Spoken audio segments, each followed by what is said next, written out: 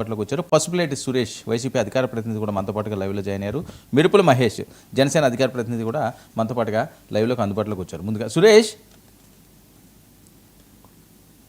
Varma sir, మీకు మరియు ప్యానెల్లో ఉన్నటువంటి తోటి రాజకీయ పార్టీ నాయకులకు అలాగే విశ్లేషకులు కేఎస్ ప్రసాద్ గారికి నా నమస్కారాలు. ఏంటి ఎలా జరిగింది ఈరోజు మీ యాక్టివిటీ? చాలా అద్భుతంగా జరిగింది వర్మ సార్. అందులోనూ స్వచ్ఛందంగా ప్రజలు కూడా పెద్ద ఎత్తున పాల్గొని ఈ రోజు నిరసన కార్యక్రమాన్ని జయప్రదం చేయడం జరిగింది. ఈ రోజు రాష్ట్ర వ్యాప్తంగా జరిగినటువంటి ఈ ప్రజా ఉద్యమంలో ప్రజల స్పందన చూస్తుంటే కూటమి ప్రభుత్వం పైన ఏ రకమైనటువంటి తీవ్రమైన వ్యతిరేకత ఉన్నారో స్పష్టంగా అర్థమవుతుంది.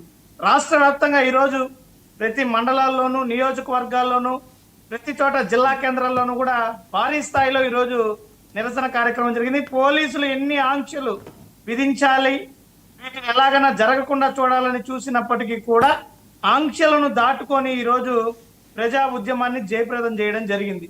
ప్రజలందరూ కూడా కూటమి ప్రభుత్వం ఏదో ఉద్ధరిస్తుంది అని చెప్పి అధికారంలోకి వచ్చి తీరా 18 నెలల కాలంలో ప్రతిదీ కూడా వైఫల్యం చెంది పాలన సరైనటువంటి రీతిలో అందించడం లేదని ఈ రోజు ప్రజాస్పందన చూస్తేనే అర్థమవుతోంది. రాబోయేటువంటి రోజుల్లో కూడా ఈ ఏదైతే 3 పార్టీల కలయిక కూటమి ప్రభుత్వం ఉందో వీళ్ళు రేపు రాబోయేటువంటి ఎన్నికల్లో దీని పరిణామాలను చూసేదానికి సిద్ధంగా ఉండాల్సినటువంటి పరిస్థితి. అయితే కూటమి ప్రభుత్వం కూడా ఇప్పటికైనా మారాలి. ఎందుకంటే ప్రజలు నమ్మి అధికారాన్ని ఇచ్చినటువంటి పరిస్థితిలో ఇంకా మిగిలిన సమయాన్నైనా కూడా కనీసం చిత్తశుద్ధిగా పాలన అందించేటువంటి రీతిలో దృష్టి పెట్టాలి. ఎక్కడ కూడా మనం చూస్తే అధికారంలోకి వచ్చినటువంటి మొదటి రోజు నుంచి ఇప్పటి వరకు ఎక్కడ కూడా వాళ్ళు ఇచ్చినటువంటి హామీలపైన శ్రద్ధ చూపలేదు. వీళ్ళు చేస్తామన్నటువంటి ఏదైతే పవన్ కళ్యాణ్ గారు లా అండ్ ఆర్డర్ ని గాడిలో పెడతానని చెప్పినటువంటి విషయాన్ని వదిలేశారు. పవన్ కళ్యాణ్ గారు ముఖ్యంగా కూటమి ప్రభుత్వం అధికారంలోకి రావడానికి కారణభూతుడయ్యాడు. ఆయనే చెప్పాడు 40 ఏళ్ల పార్టీని నిలబెట్టామని. ఈరోజు ఎన్నికల సమయంలో పవన్ కళ్యాణ్ గారు ఒక మాట చెప్పారు సార్, ఈ ప్రభుత్వం ఏ హామీనైనా అమలు చేయకపోతే నన్ను నిలదీసి అడగండి, నేనే బాధ్యుణ్ణి అని చెప్పినటువంటి పవన్ కళ్యాణ్ గారు ఈరోజు ఇంకా హామీలు అమలు జరగనే లేదు. చూసాం, అన్నదాత సుఖీభవ కేవలం 5,000 ఇచ్చారు. ఇప్పటికీ 2వ ఏడాది 40,000 వచ్చి ఉండాల.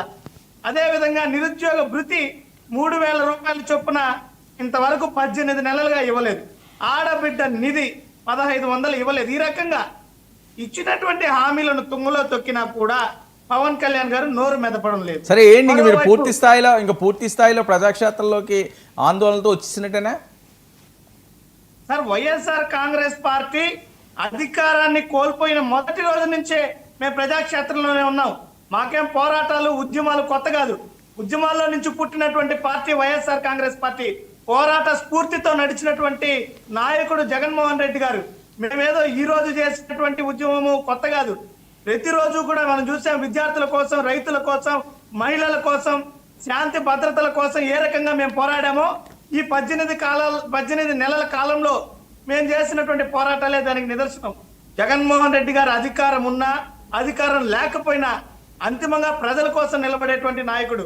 కాబట్టి మేము ఎన్నికల్లో గెలుపోవటమల్ని కాకుండా ఈరోజు చాలా పెద్ద యాక్టివిటీ కదా సురేష్.